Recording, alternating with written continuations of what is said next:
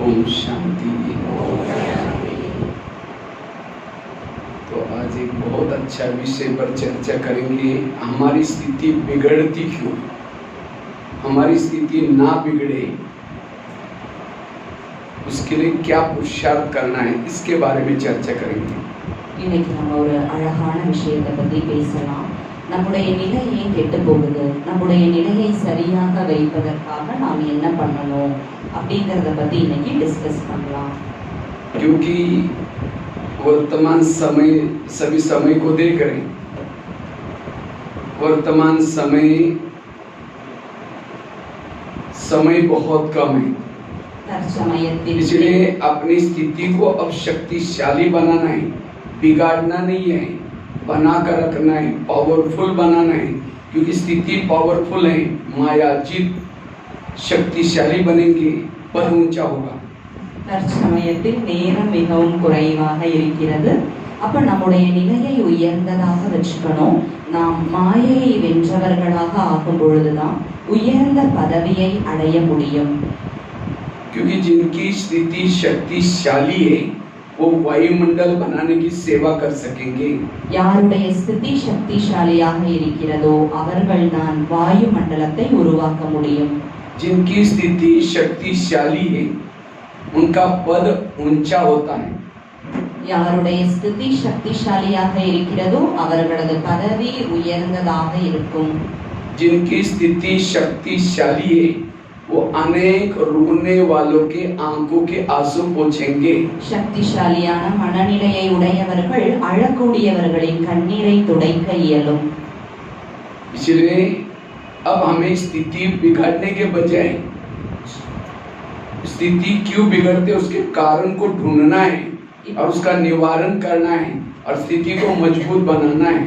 இப்பொழுது நம்முடைய மனநிலையை கெட்டு போக செய்வதற்கு பதிலாக அதற்கான காரணங்கள் என்னன்னு கண்டுபிடிச்சிட்டு நம்முடைய மனநிலையை உறுதியானதாக ஆக்கிக்கணும். स्थिति बिगड़ने का सबसे पहला कारण है परचिंतन, एक दूसरे के दोष देखना, अवगुण देखना, जिससे हमारी स्थिति बिगड़ती। ஒருத்தவங்க மற்றவங்களோட குற்றங்களை பார்ப்பது, மற்றவங்களை பத்தி சிந்தனை செய்வது, இதனாலதான் நம்முடைய மனநிலை கெட்டு போகுது. इसलिए मेरी स्थिति शक्तिशाली रहे, इसलिए मुझे क्या करना है, किसी के भी दोष नहीं देखने, अवगुण नहीं देखने। என்னுடைய ஸ்திதி உயர்ந்ததாக இருக்கணும், சக்தி வாய்ந்ததாக இருக்கணும்னா பிறருடைய குறைகளை பார்க்க கூடாது, அவகுணங்களை பார்க்க கூடாது. रोज की मुरली में बाबा कहते बच्चे परचिंतन नहीं करो, किसी के दोष नहीं देखो। ये बाबा को धारणा क्यों बताना पड़ता है, क्योंकि ये परचिंतन करने से स्थिति बिगड़ जाती है। டெய்லி முரளியில பாபா சொல்றாரு, குழந்தைகளே பிறரது குறைகளை பார்க்காதீங்க, மற்றவங்களை பத்தி சிந்திக்காதீங்க. ஏன் பாபா இத சொல்ல வேண்டியதா இருக்கு? இப்படி செய்யறதுனால மனநிலை கெட்டு போகுது. क्योंकि जब हम परचिंतन करते हैं, किसी के दोष देखते हैं, तो हमारे बुद्धि में जो ज्ञान की पॉइंट्स है, मुरली है, वो दिमाग से निकल जाती है। क्योंकि जहाँ व्यर्थ चिंतन है, ये बाबा का समर्थ चिंतन, ईश्वरीय चिंतन नहीं होगा। அப்போ எப்ப நம்ம மற்றவங்களோட குறைகளை பார்க்கிறோம், மற்றவங்களை பத்தி சிந்தனை பண்றோம், பாபாவுடைய முரளியின் கருத்துகள் நம்மளோட புத்தியிலிருந்து விலகி போயிடுது. அப்ப வீணான எண்ணங்கள் நம்மள சக்தி வாய்ந்த எண்ணங்களை நினைக்க விடாது. सरस्वती हंस के ऊपर बैठती है, कौवे के ऊपर नहीं बैठती। इसी तरह ये ज्ञान उसके दिमाग में बैठता है जो हंस है। हंस आता अंदर बाहर स्वच्छ। சரஸ்வதி அன்னப்பறவையின் மீது அமர்ந்திருக்காங்க, காகத்தின் மீது அமரல. அதே போலதான் யாருடைய புத்தியில இந்த ஞானம் அமரும் அப்படின்னா, யாருடைய புத்தி அன்னப்பறவையை போல இருக்கு, உள்ளும் புறமும் சுத்தமாக இருக்கும், அவங்க புத்தியில தான். सारा दिन अगर फलानी ऐसी है, मेरी भाभी ऐसे है, मेरा पड़ोसी ऐसा है, मेरा बेटा ऐसे परचिंतन करेंगे तो हमारे बुद्धि में जो वरदान है, स्लोगन है, मुरली के एक पॉइंट भी याद नहीं रहेगी, सारी पॉइंट्स निकल जाएगी। और जिसके दिमाग में मुरली की पॉइंट ही नहीं है, उसको खुशी नहीं होगी, उसकी स्थिति बिगड़ जाती है। ஃபுல் டே என்னோட வீட்ல என்னோட நாத்தனார் இப்படி இருக்காங்க, என்னோட அக்கம் பக்கத்துல இருக்கவங்க இப்படி இருக்காங்கன்னு நான் யோசிச்சுக்கிட்டே இருக்கேன் அப்படின்னா முரளியின் கருத்துகள் புத்தியில இருக்கவே இருக்காது. அந்த ஒரு மகிழ்ச்சி நம்மளோட புத்தியில இருக்கவே இருக்காது. कई कहते हम नहीं करते, लेकिन कोई आकर सुनाता किसी की विरोध बातें तो करे क्या, क्यों सुनाता, हम इंटरेस्ट लेते, अच्छा अच्छा और क्या हुआ, वो उठ के भी जा रहे, बैठो ना चाय पानी पी जा। हाँ, अब उसकी बातें हाँ जी करके तो सुनाएंगे तो रोज वो आपको सुनाने के लिए आएगा। நிறைய பேர் என்ன பண்றாங்கன்னா, நான் சொல்றது இல்ல, ஆனா மத்தவங்க எனக்கு வந்து சொல்றாங்களே, நான் என்ன பண்றது, அவங்க சொல்றாங்க, நீங்க ஏன் அது ஆமா ஆமான்னு தலையாட்டுறீங்க, உங்க வீட்டுக்கு யாராவது வந்தாங்கன்னா எழுந்து போனா கூட இல்ல டீ குடிச்சிட்டு போங்க, காஃபி குடிச்சிட்டு போங்க, தண்ணி குடிச்சிட்டு போங்கன்னு ஏன் நீங்க சொல்றீங்க? अगर किसी के घर में कोई कचरा डालने के लिए आता है तो हम क्या करते हैं, आपका धन्यवाद, रोज आया करो और जहाँ हमारी पूजा होती है वहाँ डालो करो, बड़ा अच्छा है, आज ऐसे बोलेंगे। तो इसी तरह कोई व्यर्थ बातें सुनाता है, हम क्या करते हैं, और क्या होगा, उठ के जा रहे हैं, पहले चाय बनी, माना उसको हम खातिरी कर रहे हैं, रोज आएगा इसी बातें सुनाएगा। அப்போ யாராவது உங்க வீட்டுல வந்து குப்பை போடுறாங்கன்னா நீங்க சொல்லுவீங்களா, ஆமா ஆமா ரொம்ப நல்லா இருக்கு, டெய்லி எங்க வீட்டுல வந்து குப்பை போடுங்க, இந்த பூஜா ரூம்ல கூட குப்பை போடுங்க அப்படின்னு சொல்லுவீங்களா? அதே போல வீண் விஷயங்களை யாராவது சொல்றாங்க அப்படின்னா அவங்க எழுந்து போனா கூட அப்படியா அப்படியா ஏன் நீங்க இன்ட்ரெஸ்ட் எடுத்து கேட்டுட்டே இருக்கீங்க? पर चिंतन करना अर्थात ओमिटिंग करना, उल्टी करना, अगर कोई उल्टी करता हमारे सामने, हमको अच्छा नहीं लगता, नाक पकड़ कर उसको बोलते उधर जाओ वॉश बेसिन में जाओ, तो पर चिंतन क्या है, उल्टी है। और उल्टी क्यों आते हैं, सारा दिन कोई तला हुआ सड़ा हुआ कोई ऐसी चीजें खाई, पेट में डाइजेस्ट नहीं हुई, वो वोमिटिंग करते हैं, और वोमिटिंग क्या करते हैं, वॉश बेसिन में। அப்போ ஏன் வந்து இப்ப பரச்சிந்தனை வீணான விஷயங்களை வந்து செய்வது அப்படின்னா என்னன்னா, வாந்தி எடுக்கிற மாதிரி, வாந்தி வாஷ் பேசின்ல போய் தானே எடுப்பாங்க. யாராவது வாந்தி எடுத்தாங்கன்னா நம்ம என்ன பண்றோம், மூக்கை பிடிச்சிட்டு அந்த பக்கம் போங்க அப்படின்னு நம்ம வந்து சொல்றோம்ல. அப்ப ஏன் வாந்தி வருது, ஃபுல் டே கண்டது கடியதெல்லாம் சாப்பிடுறோம், டீப் ஃப்ரைட் ஃபுட் எல்லாம் சாப்பிடுறோம் அப்படின்னா, கெட்டு போனதெல்லாம் சாப்பிடுறோம்னா இன்டைஜஸ்ட் ஆகும் போதுதான், சரியாக சீரணம் ஆகாத போதுதான் வாந்தி வருது. तो सारा दिन जो निगेटिव बातें, व्यर्थ बातें, चटपटी बातें सुनता है, उधर के समाचार सुनता है, उसको बुद्धि में डाइजेस्ट नहीं होगा, फिर वोमिटिंग करेगा। हाँ, कहाँ करेगा, वॉश बेसिन में। वॉश बेसिन अर्थात कान, पर चिंतन कान में किया जाता है, तो ये कान कोई वॉश बेसिन तो नहीं है ना, वैसे आकार तो बड़ा सुंदर है वॉश बेसिन की तरह, और हर एक का फिक्स है, उसको फोन करके बुलाएंगे, आ जाओ, वंडरफुल बात है। वॉश बेसिन में बड़ा खुश हो के आता है, बताओ क्या हुआ। हाँ, वो उल्टी करता तो उसको भगाते, और यहाँ कोई उल्टी करता तो और क्या करके बुला करके डालते। ऐसी बातों से मुक्त बनो। அப்ப நம்ம பாருங்க, இந்த வீணான விஷயங்கள் மற்றும் எதிர்மறையான விஷயங்கள் தான் வந்து பரசிந்தனை. அப்போ நிறைய செய்திகளை நாம வந்து கேட்டுட்டே இருக்கோம். அப்ப மற்றவங்களோட அந்த கெட்ட செய்திகளை கேட்பது அப்படிங்கிறது என்ன அப்படின்னா, அவங்களோட வாமிட்டிங்கை நாம ரிசீவ் பண்ணிக்கிற மாதிரி. அப்ப நம்மளோட வாஷ் பேசின் எதுனா காதோட ஷேப் கூட வாஷ் பேசின் மாதிரியே இருக்கு பாருங்க. அப்ப வந்து அங்க வந்து வாந்தி எடுக்கிறாங்கன்னா வாஷ் பேசின் போங்கன்னு சொல்றோம், ஆனா இங்க வாண்டடா கூப்பிட்டு என் காதுல வந்து வாந்தி எடுங்க அப்படின்னு வந்து சொல்றோம். சோ இப்ப அதுல இருந்து நாம मुक्ति अड़यணும்। और जो ऐसे कान में उल्टी करता है, जहाँ उल्टी होते हैं वहाँ मच्छर होते हैं, मक्खियाँ होते हैं, हाँ वहाँ शांति कैसी होगी, सुख कैसे, बाबा उसके दिल में नहीं बैठेगा। அப்போ பாருங்க, எங்க வாந்தி எடுக்கிறாங்களோ அங்க ஈ கொசு இதெல்லாம் தானே இருக்கும், ஸ்மெல்லா இருக்கும். அப்ப இந்த மாதிரி கெட்ட விஷயங்களை நம்ம மனசுக்குள்ள நிரப்பி வச்சிருந்தோம்னா பாபா அங்க அமர மாட்டாரு। इसलिए ये पक्की धारणा करो आज से, ये अभी समय है पर चिंतन करने का नहीं है, किसी की दोष देखने का समय नहीं है। इसलिए अगर कोई, क्योंकि किसी के दोष देखेंगे हमारी भावनाएं बिगड़ जाएगी, और भावना और योग इसका कनेक्शन है। அப்போ இப்ப இந்த நேரம் அப்படிங்கிறது பிறருடைய குறைகளை பார்ப்பதற்கான, பரசிந்தனைகளை செய்வதற்கான நேரம் வந்து கிடையாது, தாரணை செய்வதற்கான நேரம். அப்ப மற்றவங்களோட கெட்டதை நம்ம கேட்டுட்டே இருக்கோம்னா நம்மளோட பாவனை உயர்ந்ததாக இருக்காது. நல்ல பாவனை இல்லைன்னா யோகா பண்ண முடியாது। पर चिंतन करना अर्थात कोयले के व्यापारी बनना, और जो कोयले का व्यापारी बनता है वो हाथ भी काला, मुंह भी काला, जिसको बेचे वो भी काला। और कोयला का व्यापारी करने वाला कहाँ रहता है, झोपड़ी में रहता है। அப்ப பரசிந்தனை செய்வது அப்படிங்கிறது கறி, அடுப்பு கறி இருக்கு இல்லையா, பிளாக் கலர்ல, அப்ப கறி வியாபாரம் செய்வது. அப்ப அந்த கறி வியாபாரி எப்படி இருப்பாங்க? அடுப்பு கறி விற்கிறவர் அவர் ரொம்ப அழகா வைட்டா இருப்பாரான்னா கிடையாது. அவரோட ட்ரெஸ் பிளாக், அவரும் பிளாக், அவரோட கையும் பிளாக். அவர் எங்க இருப்பாரு? யாருக்கு அவர் வியாபாரம் பண்றாரோ அவங்களும் அதை தொட்டா கருப்பாயிடுவாங்க. தென் அவர் குடிசையில தானே இருப்பாரு. इसलिए हीरे के व्यापारी बनो। हीरा अर्थात हर एक के अंदर जो अच्छाई है, गुण है, उसको भले देखो, देख करके औरों को भी सुनाओ ये व्यक्ति बड़ा अच्छा है, ये ऐसा है, हाँ उससे फायदा है, दूसरे का भी फायदा, खुद की फायदा। और हीरे कोई अलग खाने में नहीं होते, कोयले के खाने में हीरे होते। आज जिस व्यक्ति के अंदर के आप दुर्गुण देख रहे हैं और गुण देख रहे हैं, उसके अंदर कुछ हीरे भी तो छिपे हैं। इसीलिए गुण देखना, अच्छाई देखना, इससे हमारी स्थिति पावरफुल बन जाएगी। அப்போ இப்ப நாம கறி வியாபாரியில இருந்து டைமண்ட் வியாபாரியா ஆயிடணும். அப்ப டைமண்ட் வியாபாரி ஆகிறது அப்படின்னா என்ன? பிறருடைய நல்ல குணங்களை பார்ப்பது. வைரம் தனியா எங்கேயோ இல்ல, வைரம் அழுத்தப்பட்ட கரிகளுக்குள்ளதான் இருக்கு. அப்ப தீய குணங்கள் இருக்க மனிதர்களுக்குள்ளதான் நல்ல குணங்கள் கூட இருக்கு. அப்போ வைரத்தை பார்ப்பது என்றால் மற்றவங்களோட நல்ல விஷயத்தை பார்ப்பது, மற்றவங்க கிட்ட அதை ஷேர் பண்ணிக்கிறது.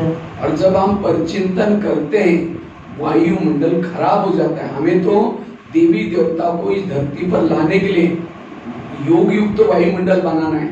अगर हम वायुमंडल को खराब करेंगे, जैसे कोई फैक्ट्री से धुआं निकलता है तो गवर्नमेंट उस फैक्ट्री को लॉक करता है, ताला लगाता है, पॉल्यूशन फैला रहे हैं। इसी तरह हम परिचिंतन करके वायुमंडल खराब करेंगे, बाबा ऊपर से देखेगा ये तमिलनाडु के कौन सी फैक्ट्री से धुआं निकल रहे हैं, उसके बुद्धि का ताला ही बंद कर देंगे। அப்போ பரசிந்தனை பண்றோம்னு வச்சுக்கோங்களேன், வாயுமண்டலத்தை நம்ம மோசமாக்குறோம் இல்லையா? அப்ப என்ன, அங்க புகை தான் வெளியில வருது. எப்படி ஒரு ஃபேக்டரியில இருந்து அதிகமா புகை வெளி வருதுன்னா கவர்மெண்ட் என்ன பண்ணிடுறாங்க, அந்த ஃபேக்டரியை க்ளோஸ் பண்ணிடுறாங்க.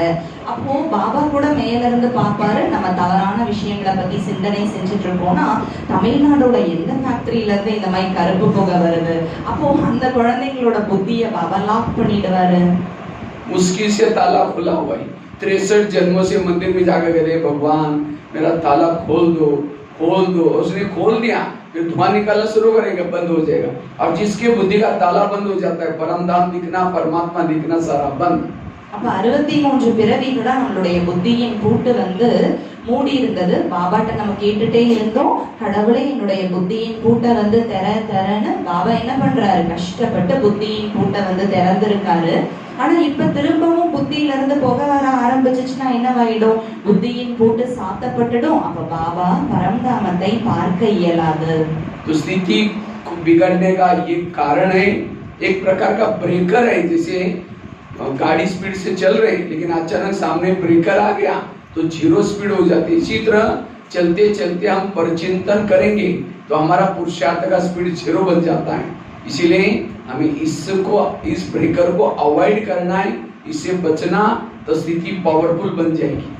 அப்போ ஸ்திதி கெட்டு போறதுக்கான காரணமே என்ன அப்படின்னா இந்த மாதிரி கெட்ட விஷயங்களை பத்தி சிந்தனை பண்றதுதான்.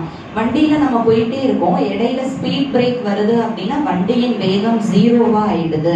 அப்ப நாம மற்ற வீணான விஷயங்களை பத்தி சிந்தனை செஞ்சுட்டே இருக்கோம் அப்படின்னா நம்முடைய முயற்சியின் வேகம் 0 ஆயிடுது. அதனால இந்த பிரேக்கர், அந்த ஸ்பீட் பிரேக்கர் அப்படிங்கிற அந்த பர சிந்தனையை இப்ப நம்ம அவாய்ட் பண்ணி நம்முடைய மனநிலையை शक्तिशालियाக வச்சுக்கணும். बाकी तो माता ही ज्यादा परिचिंतन करते, भाई लोग भी करते हैं लेकिन माता ही ज्यादा ही परिचिंतन करते हैं क्योंकि माताओं में सहन शक्ति थोड़ी कम होती है। தாய்மார்கள் அதிகமாக பரசிந்தனை பண்றீங்க அப்படின்னு சொல்றாரு. என் சகோதரர்களும் பண்றாங்க, ஆனா மாதாஸ் தான் அதிகமா தவறான விஷயங்களை பத்தி சிந்தனை பண்றீங்க. காரணம் என்னன்னா உங்களுக்குள்ள சகித்து கொள்ளும் சக்தி குறைவாக இருக்கு. वैसे तो माताओं में सहन शक्ति तो बहुत है, पति ने कुछ बोला तुरंत थप्पड़ थोड़ी मारेंगे, चुप तो बैठेगी। लेकिन जैसा पति खेती में गया, ऑफिस में गया, पड़ोसने के बाद जाकर बैठेगी, फिर पूछेगी खाना खाया, वो कहेगी अरे क्या खाओ। पति ने बड़ा घमासान किया, वो कहेगी मेरा भी कोई कमाई क्या। वो अपने घर की सुना रहे, वो अपने घर की इसको कहेंगे परिचिंतन। और चलते चलते वो कहेगी मैं कभी कभी धमकाती हूँ, तुम भी कम नहीं करना, न तो सिर पर बैठेगा, अभी से ध्यान रख। बस वो बातें सुन के आती हैं, सारा दिन वही चिंतन चलता, अब शाम को आएगा धमकाऊंगी। शाम को आते ही पानी मांगता है, ले ये ले पानी, गुस्से से पानी दिया, खाना गुस्से से बनाया पूरा, इसलिए ये परिचिन। அப்ப பாருங்க, பார்க்க போனா தாய்மார்கள் வந்து ரொம்பவுமே சகிச்சுக்கிறீங்க. இப்ப கணவர் அடிக்கிறார் அப்படின்னா நீங்க சும்மா இருந்துடுறீங்க, கம்முன்னு இருந்துடுறீங்க. அவர் ஆபீஸ் போறவரை, வயலுக்கு போறவரை நீங்க வந்து சும்மா இருந்துடுறீங்க. போனதுக்கு அப்புறம் பக்கத்து வீட்டம்மா பக்கத்துல போய் உட்காந்துக்கிறது. அந்த அம்மா கேக்குறாங்க, நீ சாப்பிட்டியா அப்படின்ட்டு. எங்க சாப்பிடுறது, என் ஹஸ்பண்ட் இந்த மாதிரி எல்லாம் பண்ணிட்டாருன்னு ஆரம்பிக்கிறது. அப்ப அவங்க என்ன சொல்லுவாங்க, ஆமா என் கணவர் கூட அப்படிதான், நீ வந்து பாவம் மாதிரி சும்மா இருந்துடாத, அவர் அடிச்சானா நீயும் என்ன பண்ணு, நீயும் ஃபோர்ஸ காமி அப்படின்னு வந்து சொல்றது. அப்ப இந்த அம்மா இதை கேட்டுட்டு வீட்டுக்கு போயிட்டு ஃபுல் டே இதை பத்தியே யோசிக்கிறதா, நம்ம வந்து தலைமையில ஏறிட விடக்கூடாது. அப்ப வீட்டுக்கு போய் ஃபுல்லா யோசிச்சுட்டே இருந்துட்டு சாயந்தரம் அவர் வீட்டுக்கு வரப்ப தண்ணி கேட்டா என்ன பண்றது, தண்ணியை வந்து டொப்புல கொண்டு போய் வைக்கிறது, சாப்பாடு கேட்டா அந்த மாதிரி பண்றது. அப்ப இந்த மாதிரி செய்ய ஆரம்பிச்சிடுறாங்க. इसलिए माताओं को कभी भी परिचिंतन करने में टाइम नहीं लगाना है। कई बार मैं मधुबन में भी देखता हूँ, अब कई मैं तपस्या में गार्डन में जब चक्कर लगा तो एक दो तीन माता ऐसे झुंड में बैठे रहते हैं, फिर कहते मेरा पति ऐसा है, फिर ये ऐसा है, फिर वो ऐसा है। हाँ, ये परिचिंतन। और परिचिंतन क्योंकि कहते हैं माताओं के पेट में कोई बातें ठहरती नहीं, और इसी कमजोरी का फायदा ब्रह्मा बाबा ने लिया, और इसीलिए ज्ञान का कलश किसको दिया है, माताओं को। बाबा को पता है इनको जब सुनाएंगे उनके पेट में नहीं डरेगा, सबको सुनाएंगे, इसीलिए हर क्लासेस में माताओं की संख्या ज्यादा होती है। அப்போ தாய்மார்கள் பாருங்க, அவங்க ஏன் அதிகமா பரசிந்தனை வந்து பண்றாங்க. இப்ப மதுபன்ல கூட நான் பாக்குறேன், அந்த கார்டன்ல எல்லாம் பார்க்கும்போது 2-3 மாதா சொன்னா உட்கார்ந்து இருப்பாங்க, என் ஹஸ்பண்ட் இப்படி பண்ணிட்டாரு, அந்த மாதிரி வந்து இதை பத்தியே பேசிக்கிட்டே இருப்பாங்க. ஏன் அப்படின்னா மாதாஸோட வயிற்றுல ஒண்ணுமே நிக்கிறது இல்ல. அப்போ இது வந்து அவங்களுடைய பலவீனமா இருக்கு. ஆனா பிரம்மா பாபா என்ன பண்ணிட்டாரு, இந்த பலவீனத்தை நல்லதா மாத்திட்டாரு. சோ ஞான கலசத்தை தாய்மார்களோட தலையில கொடுத்துட்டாரு. அப்ப ஞானத்தை அவங்க என்ன பண்ணுவாங்க, எல்லாருக்கும் சொல்ல ஆரம்பிச்சிடுவாங்க. पक्का करना है तब स्थिति शक्तिशाली बनेगी. இதை உறுதியாக ஆக்கிக்கிட்டாதான் மனநிலை சக்திசாலியாக மாறும். तो ट्रैफिक कंट्रोल करके उसके बाद சோ டிராஃபிக் கண்ட்ரோல் பண்ணலாம் இந்த நினைவிலேயே. तो दूसरी बात है, स्थिति बिगड़ने का दूसरा कारण है श्रीमत का उल्लंघन। जो ज्ञान में चलते चलते बाबा के ईश्वरीय नियमों का उल्लंघन करता है, उनकी स्थिति बिगड़ जाती है. ஸ்திதி கெட்டு போவதற்கான காரணம் என்ன அப்படின்னா ஸ்ரீமத்திற்கு புறம்பாக நடப்பது. அப்ப யார் பாபா இந்த ஒரு வாழ்க்கையில நம்ம நடந்துட்டே இருக்கோம், ஆனா ஸ்ரீமத்துக்கு புறம்பா நடக்கிறோம்னா ஸ்திதி கெட்டு போயிடுது. तो आप लोग कितना परसेंटेज बाबा के श्रीमत प्रमाण चलते हैं बता सकते हैं? हर एक का अलग अलग है. எவ்வளவு பெர்சன்டேஜ் பாபாவோட ஸ்ரீமத் படி நடக்கிறீங்க, ஒவ்வொருத்தரும் தனிப்பட்டதாக இருக்கும். 2-4 जन बताएंगे कि 7%. अच्छा, और माता बताओ. தாய் சொல்லுங்க எவ்வளவு பெர்சன்டேஜ், நீங்க இங்கிலீஷ்ல சொல்லலாம், அவர் புரிஞ்சுப்பார். कितना परसेंटेज श्रीमत पर चलते हैं बताइए, சொல்லுங்க. श्रीमत 25. अच्छा, அங்க தாய்மார்கள் சொல்லுங்க. बताओ. 80, 50, 50. भाई लोग पीछे, சகோதரர்கள் பின்னாடி 60. आजकल कई श्रीमत किसको समझते हैं, हम अमृतवाला उठते हैं तो लगता कि समझो हर श्रीमत के 10-10 मार्क है. मुरली सुनने, अमृतवाला उठने के 10 मार्क है, मुरली सुनने के 10 मार्क है, उसके बाद शुद्ध भोजन खाने के 10 मार्क है, उसके बाद पवित्रता के 10 मार्क. तो हम मुरली सुनने को 10 को 10 दे देते हैं. मुरली सुनी, लेकिन मुरली के पहले मुरली के टोटल 10 मार्क कैसे डिवाइड होते हैं? जिन्होंने मुरली सुनी उसका एक ही मार्क है, उस सुनी हुई मुरली को धारण किया उसके 6 मार्क है, 6-7. उसके बाद मुरली के पहले आधा घंटा योग किया उसके 3-4 मार्क है. हम क्या करते हैं, मुरली केवल सुनते हैं और 10 के 10 ले लेते हैं, नहीं मिलते. அப்ப நம்ம எப்படி வந்து ஸ்ரீமத் இவ்வளவு பெர்சன்டேஜ் ஃபாலோ பண்றோம்னு நினைக்கிறோம்னா, அமிர்த் வேலா எழுந்தாச்சா 10 மார்க், முரளி கேட்டாச்சா 10 மார்க், பியூரிட்டி ஃபாலோ பண்ணோமா 10 மார்க் அப்படின்னு போட்டுட்டு தான் கால்குலேட் பண்றோம். ஆனா ஆக்சுவலி பார்க்க போனானா முரளி அப்படின்னா நீங்க முரளி கேட்டீங்கன்னா 1 மார்க், ஆனா முரளியை தாரணை பண்ணீங்கன்னா 6 மார்க்ல இருந்து 7 மார்க் வந்து போட்டுக்கலாம். ஆனா முரளிக்கு முன்னாடி நீங்க 1/2 மணி நேரம் யோகா பண்றீங்கன்னா தான் மீதம் இருக்க 3 மார்க். அப்படிதான் நீங்க மார்க்கை கால்குலேட் பண்ணணும். अमृत वेला किया, बेड पर से तो उठे, बाबा के रूम के सामने अंदर जाके झुटका लगाते, उठ गए, उसके उठने की केवल 3-4 मार्क है, लेकिन आंखें खोल करके बैठना और बिल्कुल बाबा से बातें करना, बुद्धि को परमधाम में बाबा के सामने अनुभव करना, उसके टोटल मार्क है.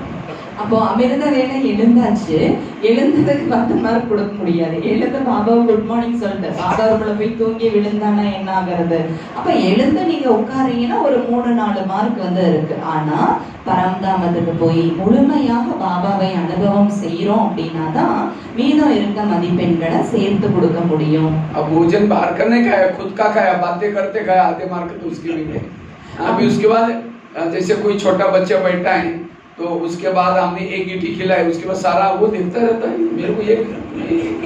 इसी तरह बाबा को क्या करते हैं, योग लगा दिया, एक गिट्टी खिलाई, उसके बाद सारा खुद ही खा रहे. बाबा देखता रहता है मेरे को खिलाई नहीं. एक गिट्टी खुद खाना, एक उसको खिलाना, एक खुद खाना, तब जाकर के உணவின் தூய்மை அப்படின்னு பார்க்கும்போது அதுக்கு முழு மார்க் கொடுத்துடுறோம். ஆனா வெளியில இருக்க உணவை சாப்பிடல, நாம சமைச்சு சாப்பிடுறோம். ஆனா வீண் விஷயங்களை பேசிக்கிட்டே சாப்பிட்டா என்னவாகிறது? நீங்க சாப்பிடுறீங்க, உங்க முன்னாடி ஒரு சின்ன குழந்தை இருக்கு, ஒரே ஒரு வாய் மட்டும் அதுக்கு ஊட்டி விட்டுட்டு ஃபுல்லா நீங்க சாப்பிட்டுட்டீங்கன்னா அந்த குழந்தை உங்களை வாய் பார்த்துட்டே இருக்கும் இல்லையா?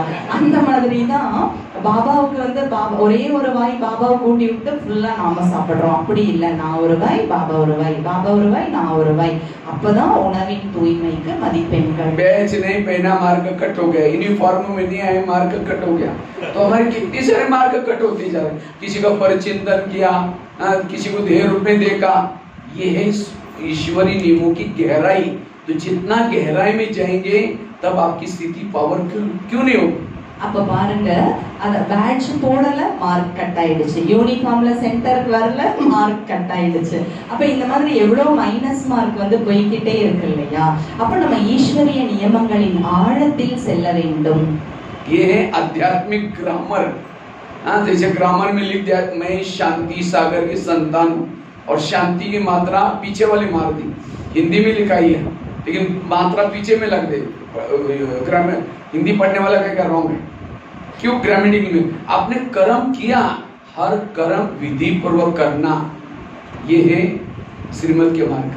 அப்ப பாருங்க, இதுதான் வந்து ஆன்மீகத்தின் இலக்கணம் அப்படின்னு சொல்லப்படுது. இப்ப நான் சாந்த ஸ்வரூப ஆத்மா அப்படின்னா அதுல ஹிந்தியில எழுதுறோம். அப்ப அந்த தீ வந்து மாத்தி போட்டுட்டோம் அப்படின்னா கிராமட்டிக்கல் மிஸ்டேக் வந்து ஆயிடுச்சு இல்லையா? அப்ப நம்ம ஸ்ரீமத்ல அந்த மாதிரி கிராமட்டிக்கல் மிஸ்டேக்ஸ் எல்லாம் பண்ணக்கூடாது. அதை நல்லா ஃபாலோ பண்ணாதான் சக்தி வாய்ந்த மனநிலையை உருவாக்க முடியும். अगर स्थिति को शक्तिशाली बनाना है, उसके लिए जो भी बाबा ने नियम के अंदर पर, मैं तो कई बार देखता हूँ बाबा के कच्चे बच्चे और पक्के बच्चे, जो बाबा ने नियम पक्के दिए उसके प्रमाण चलने वाले पक्के. அப்போ நான் நிறைய முறை பார்க்கிறேன், பாபாவினுடைய உறுதி வாய்ந்த குழந்தைகள், பக்குவம் இல்லாத குழந்தைகள். யார் தந்தையின் ஸ்ரீமத் படி முழுமையாக நடக்கிறாங்களோ அவர்கள் தான் பாபாவின் உறுதி வாய்ந்த குழந்தைகள், பக்கா குழந்தைகள். ये जो बाबा ने नियम बनाए, चाहे यूनिफॉर्म का नियम है, बैच का नियम है, उससे ऑटोमेटिकली बाबा याद आएगा निरंतर. அப்ப தந்தை என்னெல்லாம் நியமம் சொல்லியிருக்காரோ அதை கடைபிடிக்கும் பொழுது தானாகவே, அதை யூனிஃபார்ம் போட்டுக்கணும், பேட்ச் போட்டுக்கணும், இந்த மாதிரி நியமங்களை கடைபிடிக்கும் பொழுது தானாகவே தந்தையின் நினைவு வந்துடுது. हमारे नियमों से औरों को भी भगवान याद आएगा, समय याद आएगा, विनाश याद आएगा. कई तो किसी का ड्रेस देख करके, बैच देख करके भी ज्ञान में चले. इसीलिए जो सतयुग में बाबा ने कहा रोज सफेद ड्रेस पहन के आओ, बैच पहन के आओ, केवल संगम युग में बोलता है. तो हमें किसी का प्रॉब्लम है, घर वाले नहीं चलते, वो बात अलग है, उसके लिए बाबा माफ करता है. लेकिन जिसको कोई प्रॉब्लम है नहीं, इसीलिए हमें कोशिश करके चाहे ऊपर के अंदर के सारे नियमों का पालन करो, स्थिति शक्तिशाली बनेगी। அப்ப நம்முடைய நியமங்களை நாம் சரிவர கடைபிடிக்கும் பொழுது மற்றவங்களுக்கும் நம்ம எடுத்துக்காட்டா இருக்க முடியும். அப்ப பாபா நிறைய பேர் அதை பார்த்து ஞானத்துக்கு வருவாங்க. நம்மளை பார்க்கும்போது சமயம் முடிய போகிறது, விநாசத்தை பற்றிய நினைவு பிறருக்கு வரும். நாம போட்டிருக்க ஒயிட் ட்ரெஸ் பேட்சை பார்த்து எத்தனையோ பேர் பாபாவுடைய ஞானத்துக்கு வந்து வருவாங்க. நம்முடைய ஸ்திதியை உறுதி வாய்ந்ததாக ஆக்குவதற்காக நியமங்களை சரிவர கடைபிடிக்கணும். नियमों का उल्लंघन क्यों करते हैं? हमें लोग लजाते हैं। अगर बैच पहनेंगे तो लोग क्या कहेंगे, अगर सफेद ड्रेस पहनेंगे तो लोग इस संसार में ऐसे हैं, घोड़े पर बैठने में नहीं देंगे, पैदल चलने में नहीं देंगे। அப்ப நியமங்களை கடைபிடிக்க ஏன் பயப்படுறோம்? முன்னாடி ஒரு பாயிண்ட் மிஸ் ஆயிடுச்சு.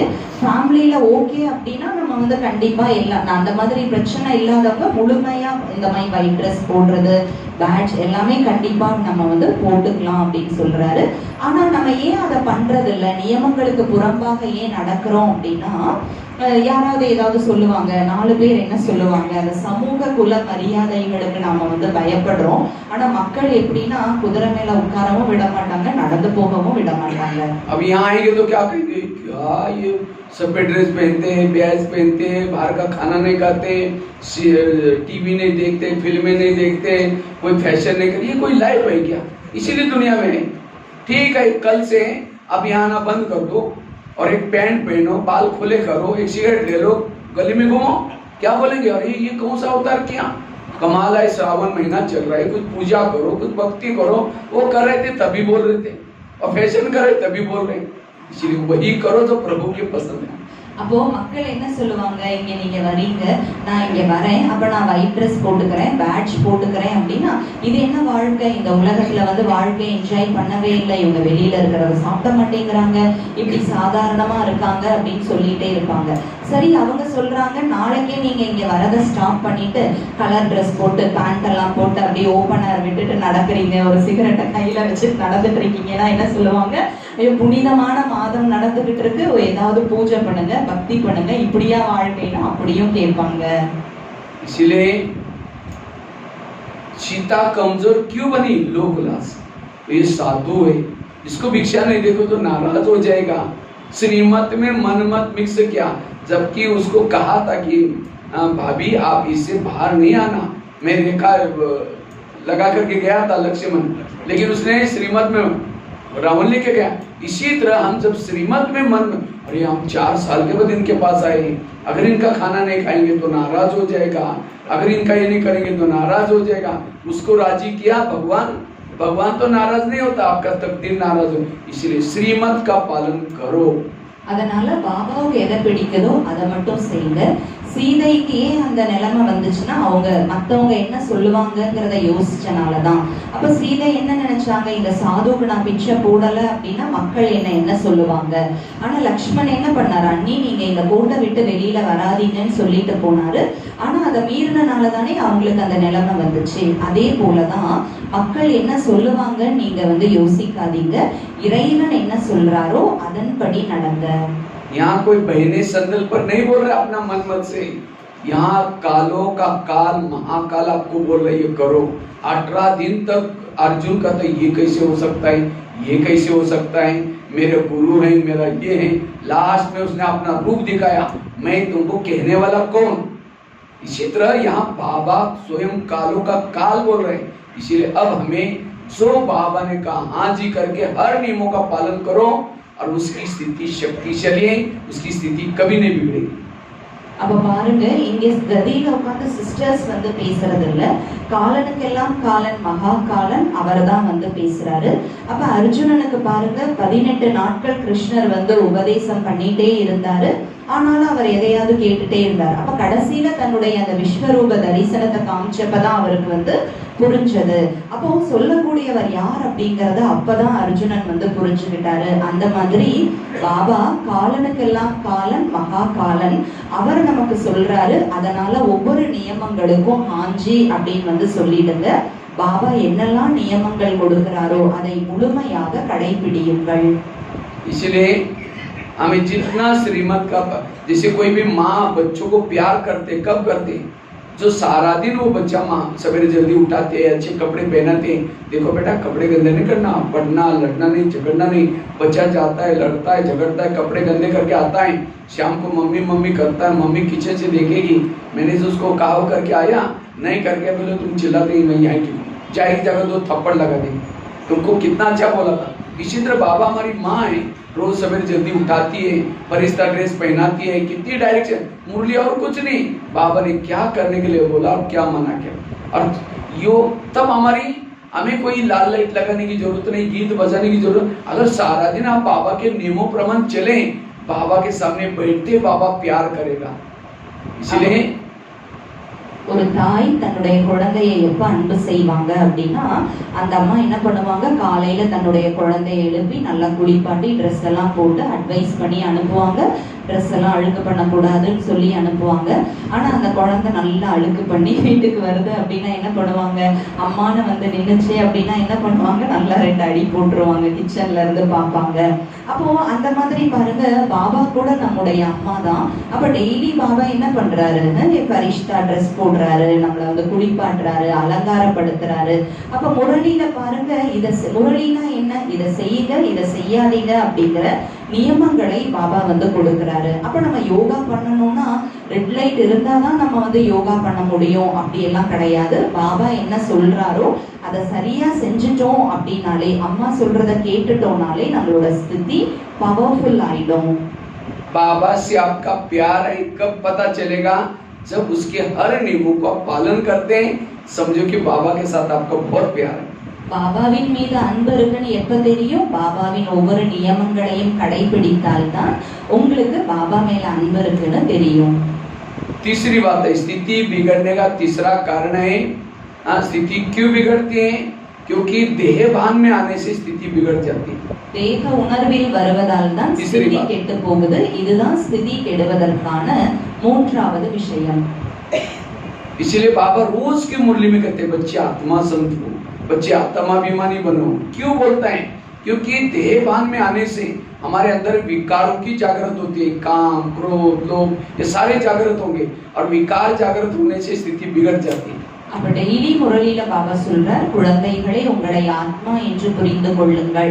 ஏன்னா தேக உணர்வுல வரும் பொழுதுதான் எல்லா விகாரங்களும், அந்த காமம், கோபம்னு எல்லா விகாரங்களும் வருது, நம்மளோட ஸ்திதி கெட்டு போகுது. அதனாலதான் பாபா சொல்றார், குழந்தைகளே உங்களை ஆத்மா என்று புரிந்து கொள்ளுங்கள். इसलिए हमें चलते फिरते इस भान में सदा रहना है।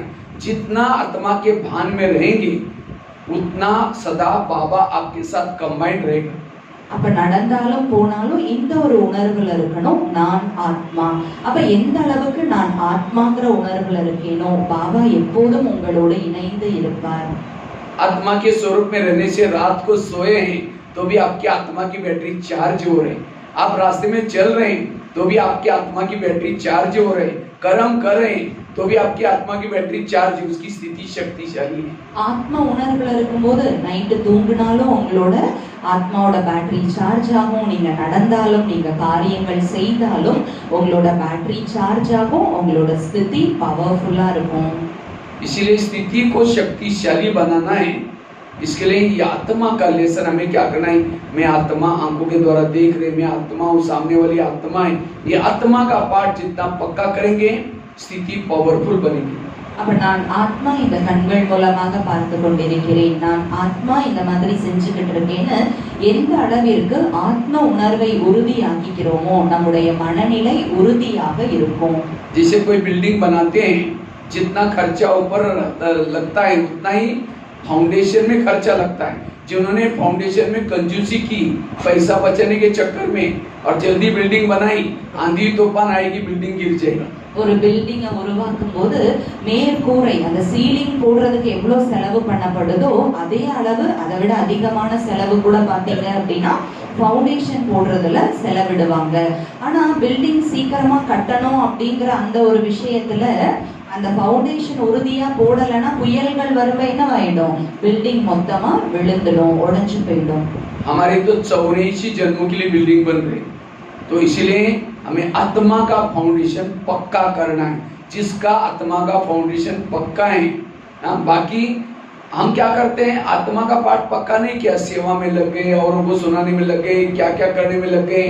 हाँ, और जब माया का आंधी तूफान आता है हमारी बिल्डिंग गिर जाते हैं, फिर कहते हैं ये क्या हो गया, मेरा संस्कार क्यों आया ये, क्योंकि आपने फाउंडेशन कच्चा है, वो पक्का नहीं किया। इसलिए अभी भी समय है, ये आत्म अभिमानी बनो, स्थिति आपकी शक्तिशाली रहेगी।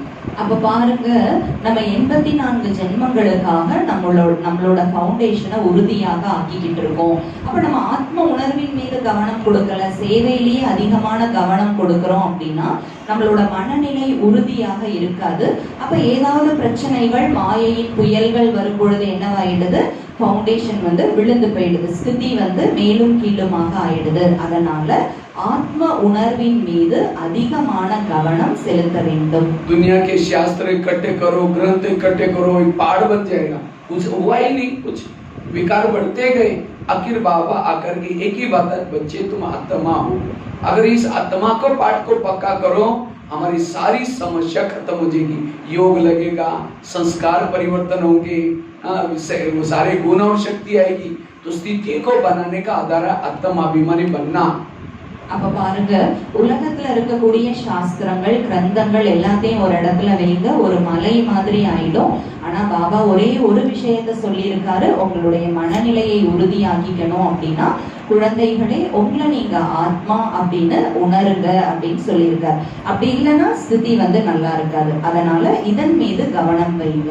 देह भान में आने से दूसरे के दोष दिखते हैं, अवगुण दिखते हैं, खुद के अंदर के विकारों के पुराने संस्कार जागृत होते हैं और फिर हम परेशान हो जाते हैं। இப்ப தேக உணர்வுல வரும் பொழுது பாருங்க, நாம குழப்பத்துல வந்துடுறோம். மத்தவங்களுக்குள்ள இருக்கக்கூடிய குறைகள், பிரச்சனைகள், அதுதான் நம்மளுடைய கண்களுக்கு புலப்படுது. நாமளும் குழப்பத்துல வந்துடுறோம். आत्म अभिमानी बनने से विकर्म होंगे भी नहीं, और जो विकर्म किए वो अपने आप दग्ध होने की ये क्रिया चलती रहेगी. அப்ப ஆத்ம உணர்வுல இருக்கும்போது எந்த ஒரு தவறான கர்மங்களும் செய்ய மாட்டோம். ஆல்ரெடி நாம செஞ்ச தவறான கர்மங்கள் அதனுடைய அதெல்லாமே குறைஞ்சு போயிடும், ஒன்னும் இல்லாம ஆயிடும். इसके लिए हमें आत्मा का बार बार क्या करना है, स्मृति में रखना है, मैं आत्मा हूँ। बाबा ने, दादियों ने यही पाठ पक्का किया और इसी से वो महारथी बने, शक्तिशाली बने. அப்ப நாம என்ன பண்ணணும், நம்மளுடைய ஸ்திதியை உறுதியாக்கிக்கிறதுக்காக திரும்ப திரும்ப திரும்ப நான் ஆத்மா அப்படிங்கிற பயிற்சி அதிகப்படுத்தணும். பாபா, தாதிகள், மகாரதிகள் தன்னுடைய நிலையை உறுதியாக்கி கொள்வதற்காக இந்த பயிற்சியை தான் செஞ்சாங்க. चौथी बात है, स्थिति क्यों बिगड़ते हैं, कभी कभी चलते चलते हम पुराने संस्कारों के वश हो जाते हैं, तब जाकर के हमारी स्थिति बिगड़ जाती है. அப்ப ஏன் நம்ம ஸ்திதி கெட்டு போகுது? நாலாவது விஷயம், பழைய संस्कारங்களுக்கு வசப்பட்டு விடுகிறோம். तो चेक करो मेरे अंदर कौन से संस्कार हैं जो अभी तक नहीं बदले, और उसी के लिए हमें प्लानिंग बनाना है और संस्कारों को बार बार रिपीट होने नहीं देना. அப்ப செக் பண்ணி பாருங்க, எனக்குள்ள இருக்கக்கூடிய எந்த ஒரு சம்ஸ்காரம் இன்னும் மாறவே இல்லை. அதற்கான திட்டத்தை உருவாக்கி அந்த பழைய संस्कारத்தை மாற்றுவதற்காக முயற்சி எடுங்கள். जैसे कोई भी जो बीमारी है, पेशेंट जब हॉस्पिटल में जाता है, डिस्पेंसरी में जाता है, दवाई कौन सी मांगता है, ये नहीं कहता कि आपके पास जो टैबलेट है एक एक सैंपल दे दो, और वो टैबलेट लेके खाएगा तो और ही दूसरी बीमारी हो जाएगी. யாருக்காவது நோய்வாய்ப்பட்டிருக்கு, ஹாஸ்பிட்டல் போறார் அப்படின்னா அவருக்கு என்ன நோயோ அதுக்கான மருந்து தான் கேட்பாரே ஒழிய, உங்ககிட்ட இருக்க எல்லா மருந்தும் கொடுங்க நான் சாப்பிடுறேன் அப்படி சாப்பிட்டா என்னவாகும், இன்னும் அதிகமா வியாதி வந்துடும். इसी तरह ये मुरली भी एक डिस्पेंसरी है जिसके अंदर काम की, क्रोध की सारी टैबलेट्स है. तो हमें मुरलियों से वही पॉइंट्स लेने हैं जो मेरे प्रॉब्लम्स है, मेरे बीमारी है, और उसी को यूज करना है, तो आपके संस्कार परिवर्तन होंगे. அப்ப முரளி கூட பாருங்க ஒரு டிஸ்பென்சரி மாதிரி. அப்ப அந்த முரளிங்கிற டிஸ்பென்சரியில எல்லா மருந்துகளும் இருக்கு. இந்த காமத்திற்காக, கோபத்திற்கான, ஒவ்வொன்றுக்கான மருந்தும் இருக்கு. ஆனா நாம செக் பண்ணணும், எனக்குள்ள என்ன விகாரம் இருக்கு, அதற்கான மருந்தை நாம எடுத்துக்கிட்டோம், அதற்கான கருத்துக்கள் மீது கவனம் வச்சோம் அப்படின்னா நம்முடைய பழைய संस्कारத்துல இருந்து நாம விடுபட முடியும். हम क्या करते हैं, महीना 2 महीना खूब मेहनत करते हैं, अमृत उठते हैं, कुछ करते हैं, पुरुषार्थ करते हैं, सेवा करते हैं, और अचानक वो संस्कार ने वार किया कि कमाई 1 महीने की खत्म हो गई. அப்ப நம்ம நிறைய முயற்சி பண்றோம், 1 மாசம் 2 மாசம் அமிர்த வேளை எந்திரிக்கிறோம், அவ்வளோ புருஷார்த்தம் பண்றோம். ஆனா திடீர்னு அந்த ஒரு சன்ஸ்காரம் நம்ம முன்னாடி யுத்தம் செஞ்சிடுச்சு அப்படின்னா நாம செஞ்ச முயற்சிகள் எல்லாமே ஒண்ணுமே இல்லாம போயிடுது. मम्मा मम्मा क्यों बनी? मम्मा एक गलती दोबारा नहीं करती थी, इसलिए मम्मा बनी. மம்மா மம்மாவாக ஏன் ஆனார்கள்? அவர்கள் ஒரு முறை செய்த தவறை மறுமுறை செய்யல, அதனாலதான் மம்மாவாயிட்டாங்க. कई कई तो क्या कहते हैं, बाबा आप टेंशन में नहीं आना, जब विनाश हो जाएगा मेरे अंदर की सारे संस्कार बदल जाएंगे, आप टेंशन नहीं करना. कई बार बाबा के रोवन में कई बाबा के बच्चे बोलते हैं बाबा பாபா கிட்ட குழந்தைங்க சொல்றாங்களா ஆன்மீக உரையாடல்ல, பாபா நீங்க டென்ஷன்ல வராதீங்க, டைம் வரும்பொழுது நாங்க மாறிடுவோம் அப்படின்ட்டு நிறைய குழந்தைங்க பாபா கிட்ட பேசுறாங்க.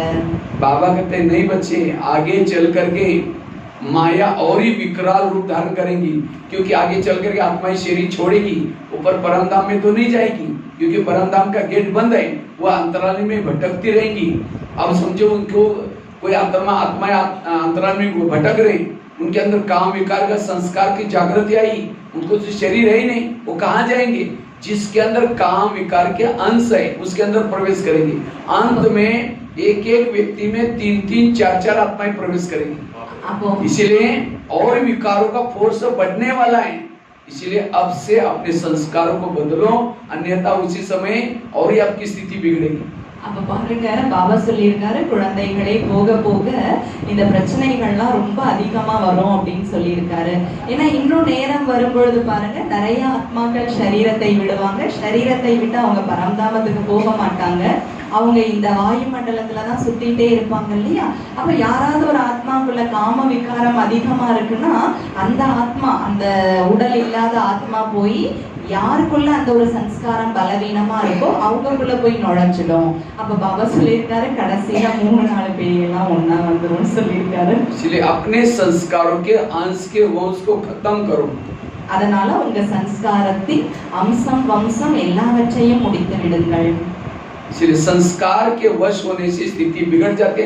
हरा हुआ कभी खुश नहीं रह सकता, भले भगवान मिलाए सत्युग में जा रहे, लेकिन हरा हुआ है वो खुद ही, तो इसीलिए वो कभी भी खुशी नहीं होगी. इसलिए जो संस्कार, हमें और ज्ञान की जरूरत नहीं है, जो मेरा कड़ा संस्कार है उसके बारे में नॉलेजफुल बनो और उस संस्कार को परिवर्तन करो. அப்ப சன்ஸ்காரத்திற்கு வசப்படாதீர்கள், தோல்வி அடைந்தவர்கள் மகிழ்ச்சியாக இருக்க முடியாது.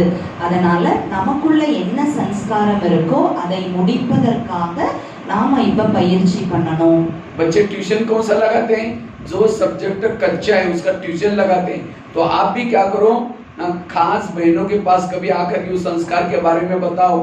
कई बार क्या करो, मुरलियों से अलग अलग उसी संस्कार के पॉइंट इकट्ठे करो और उस संस्कार के नॉलेजफुल बनो और उस संस्कार को परिवर्तन करो. அப்ப குழந்தைங்க டியூஷன் எதுக்காக போறாங்க? எந்த சப்ஜெக்ட்ல வீக்கா இருக்காங்களோ அதுல பெஸ்ட் ஆகிறதுக்காக டியூஷன் போறாங்க. நீங்க கூட வாங்க, சிஸ்டர்ஸ் கிட்ட பேசுங்க, உங்ககிட்ட என்ன பலவீனமான சன்ஸ்காரங்கள் இருக்கோ அதுல இருந்து விலகுவதற்கான வழிமுறைகளை கண்டறிந்து அதுல நீங்க சக்திசாலியாக ஆயிடுங்க.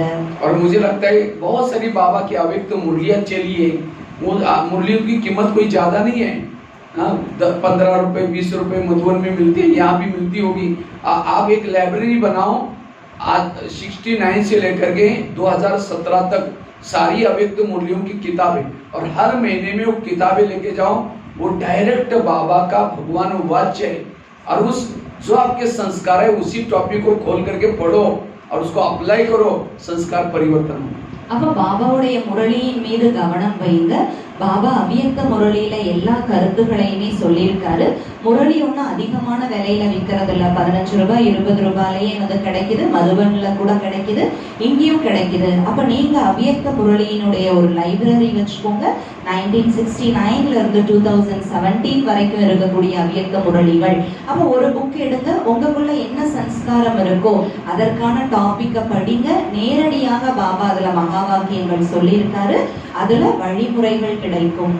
कई बार बाबा कहते मेरे अच्छे बच्चे थे, ज्ञान योग करते थे, सेवा भी करते थे, लेकिन आज वो चले गए. क्यों गए? उन्होंने संस्कारों को नहीं बदला, इसीलिए चले गए. कहीं आपके साथ भी ऐसा ना हो जाए. என்னுடைய நல்ல நல்ல குழந்தைங்க என்னை விட்டுட்டு போயிட்டாங்கன்னு பாபா முரளிகள்ல சொல்லியிருக்காரு. ஏன் போயிட்டாங்க? ஏன்னா அவங்க சன்ஸ்கார மாற்றம் செய்யல. அப்போ உங்ககிட்ட கூட அந்த மாதிரி நடந்துடக்கூடாது. ஆகவே கவனம் வையுங்கள். एक राजा था, जंगल में जाता है, उसको कोई शिकार नहीं मिलती तो एक क्या करता है, भिखारियों को उठा के लेके आता है. ஒரு ராஜா இருந்தாரு. அவர் காட்டுக்கு போகும்போது அவருக்கு வேட்டை கிடைக்கலன்னா அவர் பிச்சைக்காரங்களை தூக்கிட்டு வந்துருவாராம். लेकिन भिखारी तो भिखारी थी, दिखने में बड़ी सुंदर थी, लेकिन उसके संस्कार तो अलग थे. जब उसको ला करके दासियों को कहता है ये मेरी रानी है, उसको अच्छी तरह सजाना, सब कुछ देना. அப்ப அந்த ராஜா ஒரு பிச்சைக்காரியை கூட்டி, அந்த கதை இருக்கு இல்லையா, அப்ப அந்த பிச்சைக்காரியை வந்து அரண்மனைக்கு கூட்டிட்டு வந்துட்டாரு. தாசிகளுக்கு சொன்னாரா, இவங்க தான் என்னுடைய ராணி, இவங்களை நல்லா அழகுபடுத்தி அலங்காரம் பண்ணுங்க. ஆனா பிச்சைக்காரி தான், அவங்க சன்ஸ்காரம் மாறாது இல்லையா. तो दासियों ने क्या किया, उसको अच्छी तरह निलाया, ताज पहना दिया, मखमली ड्रेस पहना दिया, गहने पहना दिया, 36 प्रकार का भोजन दिया. लेकिन भिखारी तो भिखारी कभी ताज पहना ही नहीं. ये कहते मेरे सिर पर टोकरा क्यों रखा है, वो निकाल करके फेंक देते हैं. गहने भारी लगते हैं, वो निकाल देते हैं. मखमली ड्रेस में नींद नहीं आती, उसको चेंज करके पुराना पहन लेते हैं. और जो 36 प्रकार का भोजन, गुलाब जामुन तो कभी खाया नहीं, ये काला काला क्या रखा, फेंक देते हैं उसको. और रोटी लेकर के टुकड़े बनाती है और एक कटोरा लेकर के उसको दीवार को चिपकाते करते माई भिक्षा दो, क्योंकि वही संस्कार थे. அப்ப அந்த பிச்சைக்காரியை நல்லா குளிப்பாட்டி பட்டு துணியெல்லாம் கட்டி போட்டு விட்டாங்க. நல்லா நகை நட்டெல்லாம் போட்டாங்க, கிரீடம் அணிவிச்சாங்க. முன்னாடி 36 விதமான உணவு வகைகளை வந்து பரிமாறினாங்க. ஆனா என்ன இருந்தாலும் அவங்க பிச்சைக்காரி தானே, அவங்க சன்ஸ்காரம் மாறவே மாறாது. அப்போ அவங்களுக்கு அந்த ட்ரெஸ் எல்லாம் குத்த ஆரம்பிச்சிச்சு. அவங்க பழைய ட்ரெஸ் போட்டு படுத்துக்கிட்டாங்க. நகை எல்லாம் வெயிட்டா இருந்தது, கழட்டி வச்சுட்டாங்க. ஏன் கிரீடம் போட்டிருக்கீங்க, கூட மாதிரி இருக்கே அப்படின்னு சொல்லி, ஏன்னா அவங்க போட்டதே இல்லை. அப்ப கூட ரொம்ப பாரமா இருக்குன்னு கழட்டி வச்சிடுறாங்க. அப்புறம் அவங்க இந்த குலாப் ஜாமுனை பார்த்துட்டு இது என்ன இப்படி கருப்பா இருக்கு, நல்லாவே இல்லை. அப்புறம் ரொட்டி எடுத்துட்டு அவங்க என்ன பண்ணாங்க, ஒரு கட்டோரியை கையில எடுத்துக்கிட்டு ரொட்டியை பிச்சு பிச்சு சுவர்ல ஒட்டிட்டு அம்மா பிச்சை போடுங்க அப்படின்னு சொல்லி அவங்க சாப்பிட்டாங்க. तो राजा को जाकर कहा, दासियों ने आपकी रानी पता नहीं गंदी गंदी रहती है, आप लोगों ने दिया ना? हाँ सब दिया है. राजा अगर देखता है तो वही कहा कि आप ऐसे क्यों करते, मुझे यही अच्छा लगता है. राजा ने उसको वापिस घोड़े पर बिठा करके जंगल में छोड़ के आया. कितना अच्छा भाग्य बनाया था, संस्कार नहीं बदले इसलिए पाँव के ऊपर कुल्हाड़ी मार दी. அப்ப அந்த தாசிகள் போய் ராஜா கிட்ட சொல்றாங்க, உங்க ராணியே இப்படி இருக்காங்க, அழுக்காவே இருக்காங்க. அப்ப ராஜா கேக்குறாரு, நீங்க அவங்களுக்கு எல்லாமே கொடுத்தீங்களா? ஆமா ராஜா கொடுத்தோம் அப்படின்னு சொல்றாங்க. அப்ப ராஜா போய் பாக்குறாரு, நீ ஏன் இப்படி இருக்கன்னா, இது ஒன்றும் எனக்கு நல்லாவே இல்லை, இதுதான் எனக்கு பிடிச்சிருக்கு. அப்ப ராஜா என்ன பண்ணாரு, குதிரையில உட்கார வச்சு காட்டுல கொண்டு போய் விட்டுட்டார். காரணம் என்ன, संस्कारங்கள் மாறவே இல்லை. ये कहानी हमारी अपनी है. हम भी दुनिया में भटक रहे थे, मेले में, मंदिरों में, तो बाबा की नजर पड़ी, वहां से उठा करके सेंटर पर लाया, 7 दिन तक निलाया, जिम्मेवारी का ताज पहना दिया, अनेक ज्ञान की गहने पहनाई, 36 प्रकार के मुरली के 36 प्रकार के पॉइंट्स का थाली है. लेकिन हम क्या करते हैं, हाँ वो परिस्ता ड्रेस पहन निकाल लेते हैं, वही चमड़ी का ड्रेस पहन लेते हैं. तो बाबा को अच्छा लगेगा? बाबा कहते हैं जाना हो तो भले जा सकते हैं. அப்போ பாபா என்ன சொல்றாரு, அதான் இந்த கதை வேற யாருடையதும் இல்லை, நம்முடையதுதான். நாம தான் உலகத்துல அலைஞ்சுக்கிட்டு இருந்தோம். மேளாக்களுக்கு, திருவிழாக்களுக்கு எல்லாம் போய் பாபாவை தேடிக்கிட்டு இருந்தோம். பாபாவுடைய பார்வை பட்டது. பாபா சென்டருக்கு அழைச்சிட்டு வந்தாரு. 7 நாள் நல்லா குளிப்பாட்டினாரு, பரிஷ்டா ட்ரெஸ் போட்டு விட்டாரு, 36 விதமான உணவுங்கிற முரளியை கொடுத்தாரு. ஆனா நாம வந்து திரும்பவும் என்ன பண்ணோம், அந்த ட்ரெஸ்ஸை கலட்டிட்டு உடல் உணர்வுங்கிற தோலோட ட்ரெஸ்ஸை போட்டுக்கிட்டோம். அப்ப பாபா என்ன சொல்வாரு, சரி போறதுன்னா போய்க்கோ. तो इसलिए संस्कारों को परिवर्तन, इसलिए देखो भट्टी भी आप लोगों का लगा रखा था ना, संस्कार परिवर्तन. हाँ फिर भी हमारे वही संस्कार, इसलिए संस्कार परिवर्तन करने से स्थिति अच्छी बनेगी. संस्कार के वश होने से स्थिति बिगड़ती है. அப்ப பட்டியோட டாபிக் கூட இருந்தது இல்லையா, சன்ஸ்கார மாற்றம் சுகுவார் சக்கரத்துல. அப்போ சன்ஸ்காரத்தை மாற்றுவதால் நம்முடைய ஸ்திதி மாறுது. சன்ஸ்காரத்தை மாத்திக்கல அப்படின்னா நம்முடைய மனநிலை அப்படியே தான் இருக்கு, கெட்டு போயிடுது. तो पहली बात बताई, परचिंतन से बचना, परिचिंतन करने से बाबा प्यार नहीं करेगा। किसी के घर में जाओ, उनके बच्चे भी बैठे हैं, बाप भी बैठा है, ये बच्चा नालायक है, ठीक नहीं है, ऐसा है वैसा है, और बाप को कहेगा बहुत अच्छा, आप कितने अच्छे। बाप कहेगा तुम पहले यहाँ से भाग जाओ, तुमने मेरे बच्चों की गुलामी की। इसी तरह सारा दिन कहेंगे बहन ऐसे, भाई ऐसा है, वो ऐसा करता है, भाभी ऐसे, और शाम को योग में बैठेंगे, मीठे बाबा, प्यारे बाबा, अब शांति के सागर, दही के सागर, आनंद के सागर। बाबा कहेगा मैं भूल गया, मुझे याद दिला रहे, पहले तुम यहाँ से भाग जाओ। कहाँ प्यार मिलेगा? इसलिए पर चिंतन से बचना, श्रीमत का पालन करना, संस्कारों का परिवर्तन। அப்ப பரசிந்தனை செய்வதால் பாபா அன்பு செய்ய மாட்டாரு. ஒருத்தவங்க வீட்டுக்கு போறீங்க, அப்பாவும் குழந்தையும் உட்கார்ந்துருக்காங்க, அந்த அப்பா கிட்ட போய் உன் குழந்தை அப்படி இப்படி அப்படின்னு பேசினா அந்த அப்பா வந்து நீ ரொம்ப நல்லவன்னு சொல்ல மாட்டாரு. ஃபர்ஸ்ட் இங்க இருந்து எழுந்து போய் என் குழந்தையே குறை சொல்றியா அப்படின்னு வந்து சொல்லுவார். அந்த மாதிரி நீங்க ஃபுல் டே சிஸ்டர்ஸ் அப்படி இப்படி இல்லை எங்க வீட்டுல இந்த உறவினர்கள் அப்படி இப்படின்னு சொல்லிட்டு சாயந்தரம் பாபா முன்னாடி உட்காந்து பாபா நீ அன்பு கடல், நீ அமைதி கடல், தூய்மை கடல்னு சொன்னார்னா பாபா என்ன சொல்லுவாரு? முதல்ல இங்க இருந்து எழுந்து போன்னு சொல்லுவாரு. அதனால ஸ்திதியை உறுதிப்படுத்தி கொள்வதற்காக பரச்சிந்தனையில் இருந்து பிற விஷயங்களை சிந்தனை செய்வதில் இருந்து கவனம் வைக்கணும். அதுக்கப்புறம் ஸ்ரீமத்தை முழுமையாக கடைபிடிக்கணும், संस्कार मार्चन செய்யணும். चौथी बात है, स्थिति बिगड़ने का कारण है मन में चलने वाले नेगेटिव विचार। जिसके विचार विरत चलते हैं, नेगेटिव चलते हैं, उनकी स्थिति बिगड़ जाती है। மனநிலை கெட்டு போறதுக்கான காரணம் மனதில் வரக்கூடிய எதிர்மறை உணர்வுகள். அப்ப அந்த எதிர்மறையான எண்ணங்கள் யாருக்குள்ள அதிகமா வருதோ அவங்களோட ஸ்திதி கெட்டு போயிடுது. सारा दिन समर्थ रहो, कम विचार चलाओ, पॉजिटिव विचार चलाओ, स्थिति शक्तिशाली बनेगी। ஃபுல் டே சக்தி வாய்ந்த எண்ணங்களை உருவாக்குங்கள், உங்களை நீங்க சக்திசாலியாக வச்சுக்கோங்க. குறைவாக சிந்தனை செய்து நல்ல எண்ணங்களை மட்டுமே நினைங்க, உங்களோட ஸ்திதி சக்திசாலியாக ஆயிடும். आजकल कई मुरलियों में बाबा कहते बच्चे समय कम आई, तीव्र पुरुषार्थ करो। तो तीव्र पुरुषार्थ मतलब रात पर जागना, मौनी बाबा बनकर के बैठना, किसी से बात नहीं करना, ये नहीं। तीव्र पुरुषार्थ अर्थात मन के व्यर्थ को खत्म करना। कोई व्यक्ति दौड़ा फिर वापस आया, फिर दौड़ा फिर वापस आया, फिर दौड़ा, वही के वही होगा। इसी तरह हमने घंटा तक खूब योग लगाया, सेवा की, सारा दिन निगेटिव सोचा, जितना दौड़े थे उतना वापस आए। அப்ப பாபா சொல்றாரு நேரம் குறைவாக இருக்கு, தீவிரமாக முயற்சி செய்யுங்க. அப்ப தீவிர முயற்சி செய்யறதுன்னா நைட் எல்லாம் முழிச்சுட்டு உட்கார்ந்துட்டு இருக்கிறது, உம்முன்னு வந்து மௌன பாபாவா உட்கார்ந்துட்டு இருக்கிறதெல்லாம் தீவிர முயற்சி கிடையாது. ஒருத்தர் ரன்னிங் ரேஸ்ல இருக்காருன்னா அவர் ஓடுறாரு வராருன்னா அவருடைய அந்த குறிக்கோளை அடைய முடியாது இல்லையா? அப்ப தீவிர முயற்சி செய்தல் அப்படின்னா முழு நாடும் எதிர்மறை எண்ணங்களில் இருந்து விடுபட்டு இருப்பது. इसलिए अपने संकल्प को बचाओ। सारा इस ब्रह्मा कुमारी का जितना भी ज्ञान है, इस मन को चुप रखने का। इतना सारा ज्ञान होने के बाद फिर भी हम कहते ये क्यों करता है, वंडरफुल है, पता नहीं ऐसा करता है, मैं इसके रास्ते में कभी गया ही नहीं। हाँ, ये चिंतन चलता है, मतलब ज्ञान को समझा ही नहीं, ड्रामा को समझा ही नहीं, कर्म गति को समझा ही नहीं। इसलिए जिन्होंने इस ज्ञान की गहराई को समझा, उसका मन हमेशा चुप रहेगा। और जिसका मन चुप है वो अशरीरी है, निराकारी है, विधेय है, वो शक्तिशाली है। அப்ப பிரம்மா குமாரிகளின் ஞானம் மனதை அமைதிப்படுத்துவதற்கான ஞானம். அப்ப நிறைய கருத்துக்களை நம்ம கேட்கிறோம், ஆனா முழு நாளும் அவங்க ஏன் இப்படி பண்றாங்க, இவங்க ஏன் இப்படி பண்றாங்கன்னு நம்ம வந்து யோசிச்சுக்கிட்டே இருந்தா மனம் சக்திசாலியாக ஆகாது. அப்ப இந்த ஞானத்துல சொல்லப்பட்டிருக்கு அஷரீரி ஆகுங்க, ஆத்ம உணர்வுடையவர் ஆகுங்கன்னா நல்ல நல்ல கருத்துகள் வந்து சொல்லப்பட்டிருக்கு. சோ இந்த ஞானம் மனதை அமைதிப்படுத்துவதற்கான ஞானம்.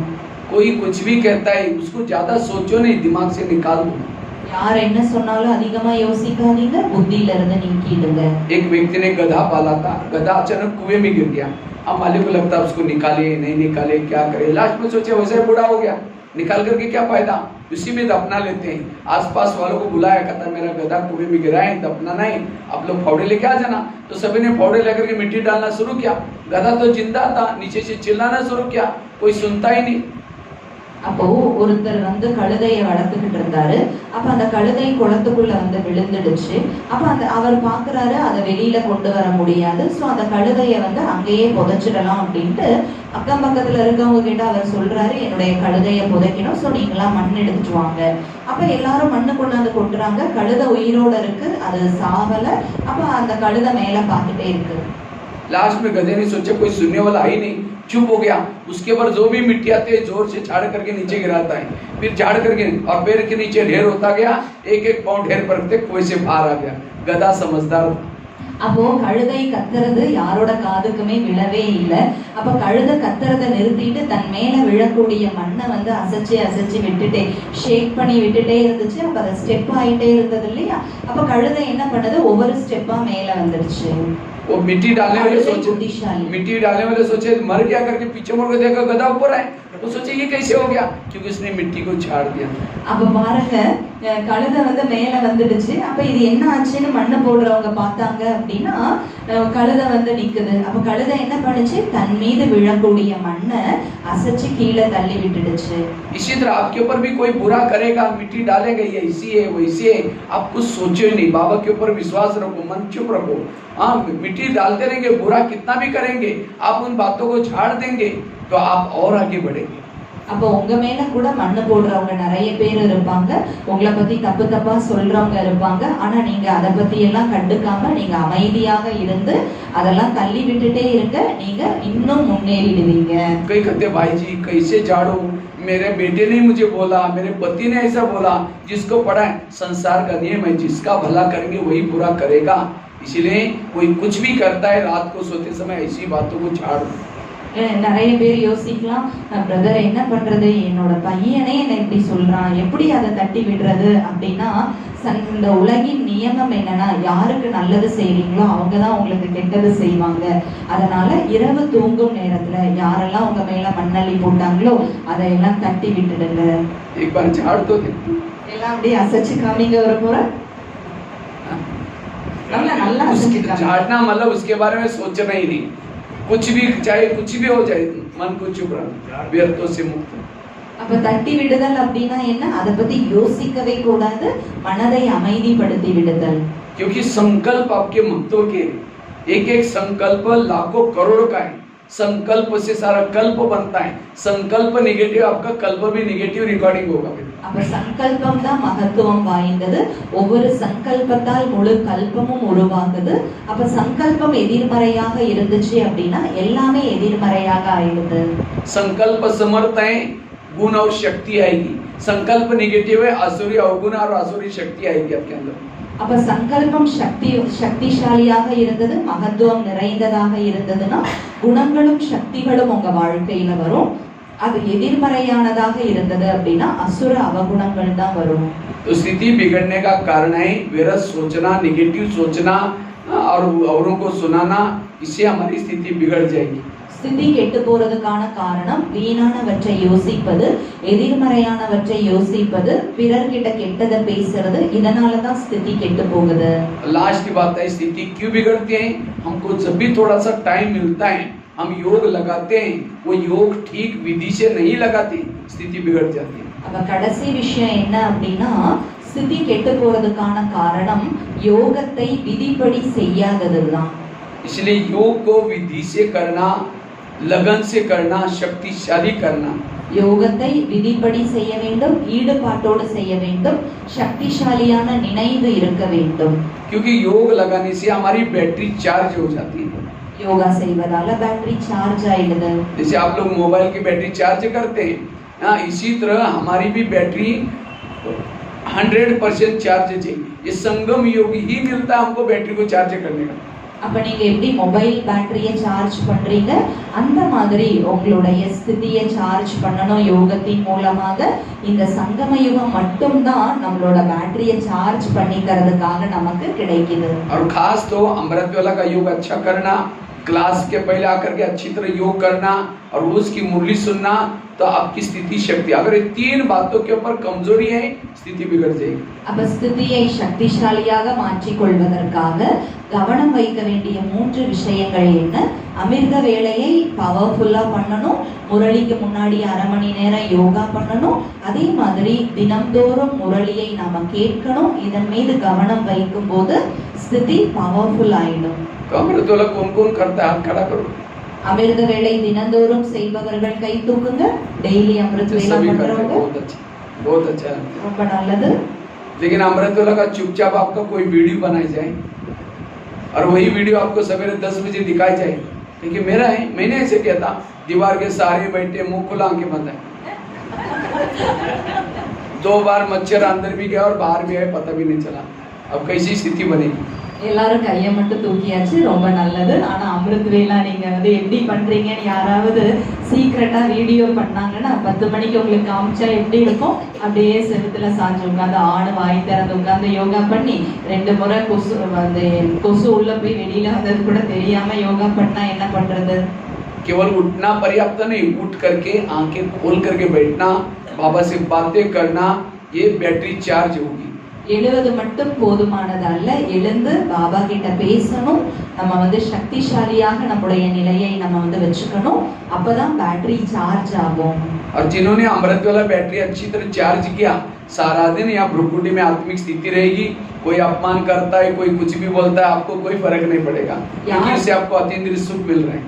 யார் தன்னோட பேட்டரியை சார்ஜ் பண்ணியிருக்காங்களோ புருவ மத்தியில் ஆத்ம உணர்வின் நிலை வந்து இருந்துகிட்டே இருக்கும். யார் உங்களை என்ன சொன்னாலும் அதோட இஃபெக்ட் உங்களுக்கு வந்து இருக்கவே இருக்காது. உங்களோட ஸ்திதி சக்திசாலியாக இருக்கும். इसलिए आंखें खोल करके बैठो, केवल खोल के भी नहीं। अब कोई घर में मेहमान बुलाओ और मेहमान आने से पहले दरवाजे खिड़की लगा दो, वो बेल बजा रहे, घंटी बजा रहे, दरवाजे नहीं खोलो, कैसा लगेगा? உங்க வீட்டுக்கு கெஸ்ட் வராங்க, நீங்க கூப்பிட்டு இருக்கீங்க, வந்துட்டாங்க, வரதுக்கு முன்னாடி கதவு ஜன்னல்லாம் சாத்தி வச்சுட்டு உட்கார்ந்திருந்தா எப்படி இருக்கும்? அதனால எழறது மட்டும் போதுமானதல்ல. वो तो चला जाएगा, वो सोचेगा अंदर आए, दरवाजे नहीं खोल रहे, चला फिर फोन करो, क्या बात आप आई नहीं? वो कह के मैं आया था, बेल बजाई थी, घंटी बजी थी, आपने दरवाजा नहीं प्लीज आओ। फिर वापिस आया, फिर दरवाजा बंद किया, फिर तीसरी बार फोन करो, कहेगा कभी नहीं आओ। அப்ப பாருங்க, நீங்க அவர் வந்தவர் என்ன பண்ணுவாரு? போயிடுவாரு. நீங்க போன் பண்ணி பார்த்தானா என்ன சொல்லுவாரு? நான் வந்தேன், உங்க வீடு வந்து லாக்கா இருந்ததுன்னு சொல்லுவாரு. அப்ப சரி பரவாயில்ல, 2வது முறை வாங்க அப்படின்னு சொன்னா அப்பவும் உங்க கதவு சாத்தி இருந்ததுன்னா வந்தவர் என்ன பண்ணுவாரு? 3வது முறை திரும்ப வரவே மாட்டார். इसी तरह हम अमृतवेला उठेंगे, बाबा को निमंत्रण देंगे, मीठे बाबा, प्यारे बाबा, आ जाओ, हम आपसे बातें करनी है, அமிர்த வேளை बुलाया, दरवाजे खिड़की लगा दिया। அமிர்த வேளை எந்திரிக்கிறீங்க, அன்பான பாபா, இனிமையான பாபா வந்துடுங்க அப்படின்னு சொல்றீங்க. பாபா உங்ககிட்ட பேசிட்டு இருக்கேன், தூங்கி விழுந்துட்டீங்கன்னா கதவு சாத்துற மாதிரி பாபா வர மாட்டார். तो बाबा तो समय बिजी रहता है, चला जाएगा, फिर वो अचानक नींद खुल गई, फिर कहेंगे मीठे बाबा, फिर बाबा देखता अच्छा, फिर से आवाज आ रहा है, फिर वापिस आता है, फिर उसके बाद फिर जाकर सो गए। इसलिए आंखें खोल करके बैठो। ஏன்னா பாபா அந்த நேரத்துல ரொம்ப பிஸியா இருப்பாரு இல்லையா? அப்ப திரும்ப நீங்க கொஞ்சம் பாதி தூக்க கலக்கத்துல இருந்து எழுந்து பாபாட்ட பேசணும், இனிமையான பாபா, அன்பான பாபா, அங்க பாபாவுக்கு சத்தம் வரும், எங்க இருந்தோ சத்தம் வருதேன்னு பாபா வருவாரு. திரும்ப நீங்க தூங்கி விழுந்துட்டீங்கன்னா என்னவாகும்? சக்திசாலியா இருக்க முடியாது, அந்த கதவு ஜன்னல் சாத்தின மாதிரி. और केवल खोल के नहीं बैठो, लेकिन क्या करो? बाबा से बातें करो। कोई मेहमान घर में आया, उसके चेहरे की तरफ देखते रहो, वो कहेगा फोन क्यों किया था? इसी तरह कई अमृतवेला उठेंगे, बाबा के फोटो की तरफ देखते रहे, फिर बीच में घड़ी में देखेगा और कब तक देखना है, फिर कहेंगे फिर देखेंगे। ये नहीं, बाबा से बातें करो और तब जाकर के अमृतवेला जो अच्छी करता है उसकी सारा दिन स्थिति अच्छी। அப்ப பாருங்க, கண்களை திறந்து மட்டும் உட்காரக்கூடாது, பேசவும் செய்யணும். கெஸ்ட் வீட்டுக்கு வந்திருக்காங்க, எதுக்கு நீ போன் பண்ணன்னு கேட்டா உம்முன்னு அவரையே பார்த்துட்டு இருந்தா எப்படி இருக்கும்? அந்த மாதிரி பாபாவையே பார்த்துட்டு மட்டும் இருக்கக்கூடாது, பாபா கிட்ட பேசவும் செய்யணும். அப்பதான் ஸ்திதி நல்லா இருக்கும், முழு நாளும் நம்முடைய மனநிலை நன்றாக இருக்கும். एक कुमारी ने मुझे क्वेश्चन पूछा, कहते भाई साहब मैं अमृतवेला उठती हूँ लेकिन परमधाम में नहीं जाती हूँ। हमने कहा क्यों? कहते उसी समय हमारे घर के ऊपर बहुत अंधेरा होता है, इसीलिए नहीं जाती। ஒரு குமாரி என்கிட்ட வந்து கேட்டாங்க, பிரதர் நான் காலையில அமிர்த வேளா எந்திரிக்கிறேன், ஆனா பரம்தாமத்துக்கு போறது இல்ல. ஏன்னு கேட்டேன், ஏன்னா எங்க வீட்டு மேல அப்ப ரொம்ப இருட்டா இருக்கு, அதனால நான் பரம்தாமத்துக்கு போலன்னு சொன்னாங்க. एक कुमार कहता है भाई साहब मैं अमृतवेला उठता ही नहीं। हमने कहा क्यों? कहते नींद ही नहीं खुलती। हमने कहा अलार्म लगाया करो। कहते 5 लगा दो लेकिन सुना ही नहीं पड़ता। हमने कहा क्यों? कहते मैं सोने के लिए परमधाम भी जाता हूँ और अलार्म तो मेरा धरती पर बजता है, इसलिए सुना ही नहीं पड़ता। ஒரு குமார் அவர்கிட்ட சொன்னாரு, பிரதர் நான் அமிர்த வேளா எந்திரிக்கிறதே இல்லை, ஏன்னு கேட்டா எனக்கு அலாரம் அடிக்கிறது கேட்கறதே இல்லை. சரி அப்போ கொஞ்சம் சவுண்டா வேணா நான் 5 அலாரம் வைக்கிறேன், ஆனாலும் கேட்கறது இல்லை. ஏன்பா அப்படின்னா நான் தூங்குறதுக்காக பரம்தாமத்துக்கு போயிடுறேன்னா அலாரம் வந்து பூமியில தானே அடிக்குது, அதனால அது எனக்கு கேட்கறதே இல்லை. देखो कैसे कैसे क्वेश्चन पूछते।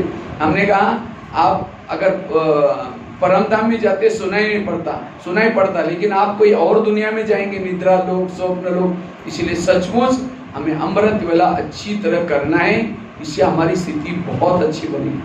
அப்போ நீங்க வந்து பரமதாமத்துக்கு போறது இல்ல, அங்க போனா கண்டிப்பா கேட்கும், நீங்க அதை விட வேற உலகத்துக்கு தான் போறீங்க, நித்ரா லோகத்துக்கு, ஸ்வப்ன லோகத்துக்கு.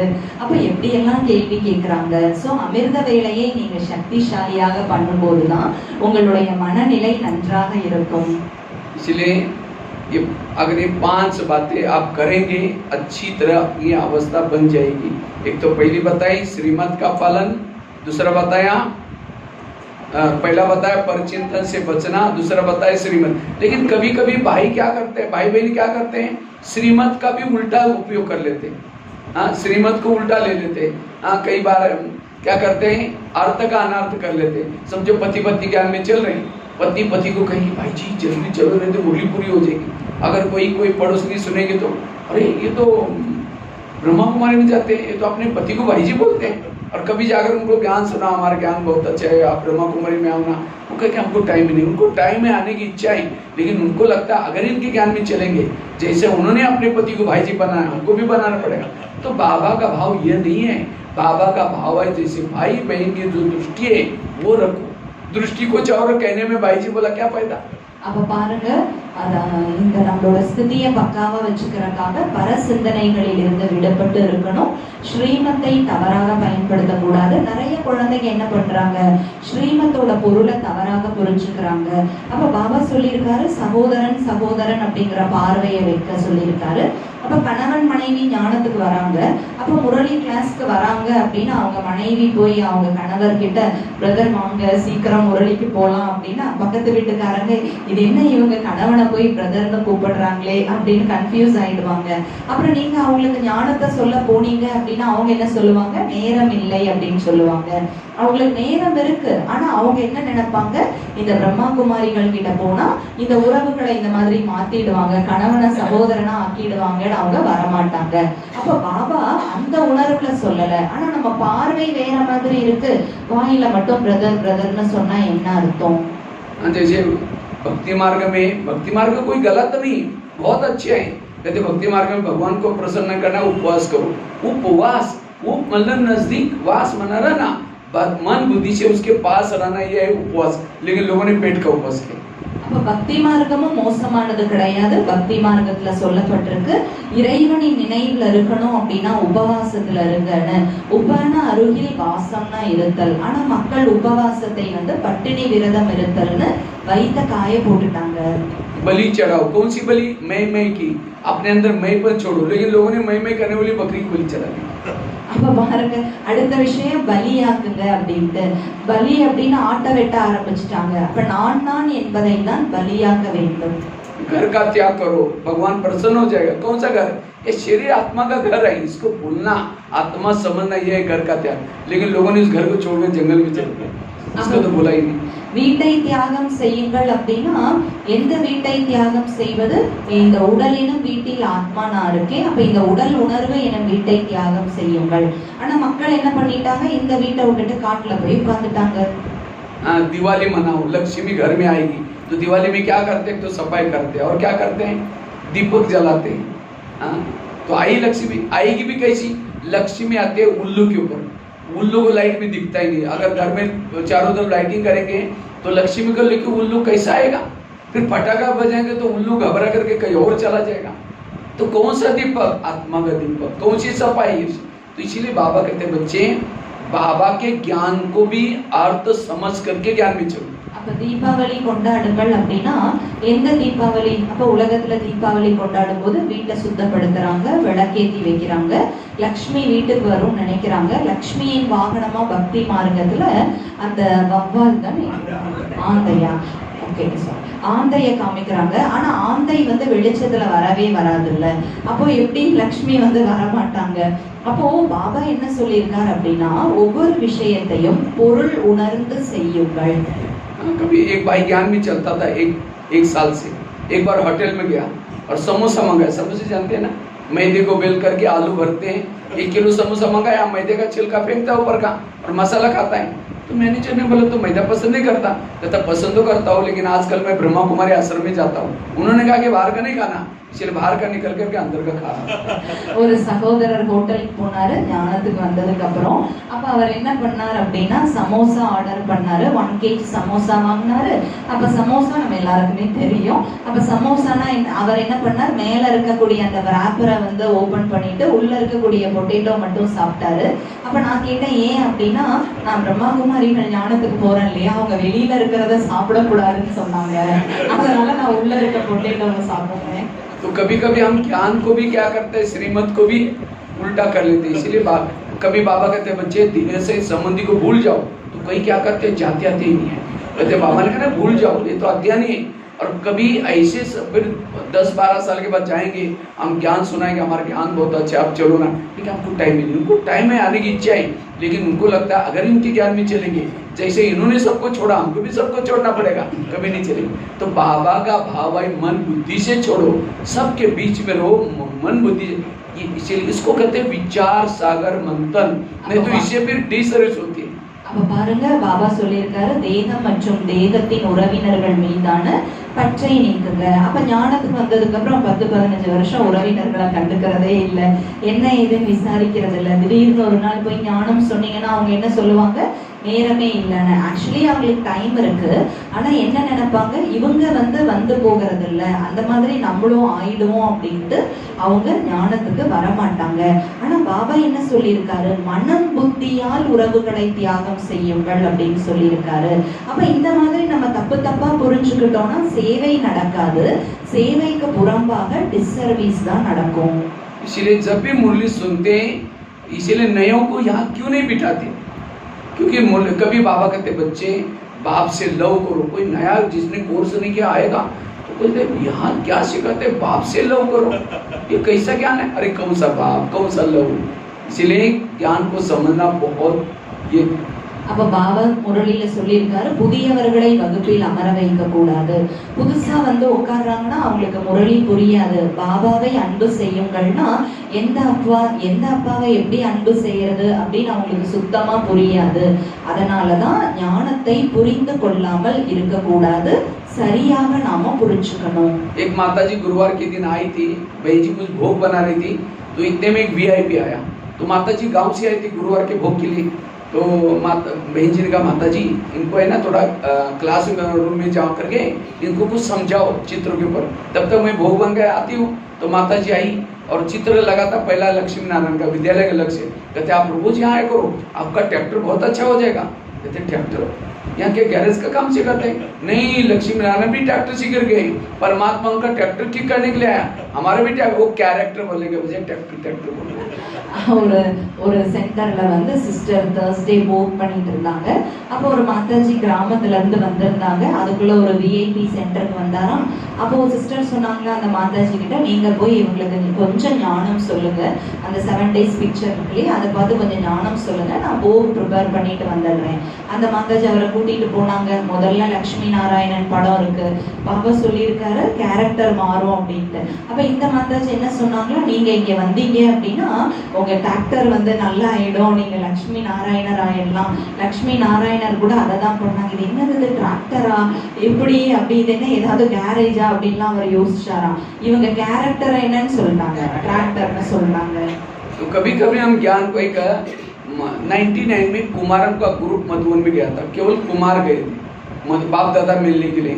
तो एक सेंटर की घटना में कोई जोक नहीं सुना रहा हूँ, तो कुमार सब आए बाबा से मिल करके। तो ये कुमार जैसे मधुबन से आए सेंटर पर गया ही नहीं कई सालों तक। तो एक बार गया तो बहनों ने कहा तुम जब से मधुबन गया आए नहीं। कहते बाबा ने जो होमवर्क दिया था ना वो कर रहा था। क्या होमवर्क? कुमारों को बाबा ने होमवर्क दिया था कि कुमारों को वारिस तैयार करना है, माना अपने जैसे औरों को भी बनाना है। वो समझा नहीं, वो आया शादी करके वारिस तैयार करके। நான் வந்து எதுவும் ஜோக்கா சொல்லல, உண்மையா நடந்த விஷயங்களை தான் சொல்றேன். 1999ல ஒரு பாப்தாதா மிலன் வெறும் குமாரர்களுக்காக நடந்தது. அப்போ ஒரு சென்டர்ல இருந்து குமாரர்கள்லாம் மதுபனுக்கு போனாங்க. போயிட்டு வந்தவங்க சிலர் திரும்ப சென்டருக்கு வரவே இல்லை. ரொம்ப வருஷம் கழிச்சு அவர் திரும்ப வந்தாராம். அப்ப அந்த சிஸ்டர் கேட்டாங்களா, நீ போனதுதான் ஏன் திரும்ப வரலன்னா, ஏன்னா பாபா மதுபன்ல சொன்னாரு குமாரர்கள் வாரிசை தயார் பண்ணணும். அப்ப தன்னை மாதிரி தயார் பண்ண சொன்னா இவர் திருமணம் பண்ணி தன்னுடைய வாரிசை தயார் பண்ணிட்டாரு. तो कभी कभी इसलिए ज्ञान मुरली को बड़े ध्यान से क्या क्या शब्द होते हैं वो सुनना और उस प्रमाण चलना, इसको कहते हैं यथार्थ। ये तो जो भक्ति मार्ग में जैसे भक्ति कोई गलत नहीं है, हमको तो यही बाबा कहता है उपवास करो, बलि चढ़ाओ, घर का त्याग करो, यही तो है। दिवाली मनाओ अर्थात आत्मा, तो यही इसके पीछे के रहस्य और इसको कहते हैं और वैसे चलेंगे तब उसे फायदा होगा। ஞானத்தை நீங்க சரியாக புரிஞ்சுக்கணும், தவறுதலாக புரிந்து கொள்ள கூடாது. பக்தி மார்க்கத்துல கூட எதுவுமே தவறாக சொல்லப்படல, சரியாக தான் சொல்லப்பட்டிருக்கு. உபவாசம் இருங்கள், இறைவனுக்கு அருகில் இருங்கள், நான் அப்படிங்கிறத பலியாக்குங்க, தீபாவளி கொண்டாடுங்க, அப்படிதான் சொல்லப்பட்டிருக்கு. பாபாவும் நமக்கு அதை தானே சொல்லி கொடுக்கிறாரு. அதனால ஞானத்தை மிக சரியாக புரிந்து கொண்டு நடக்கணும், தவறுதலாக புரிந்து கொள்ள கூடாது. ஓம் சாந்தி. நல்ல பிக் கிளாப் பண்ணிடலாம். தேங்க்யூ.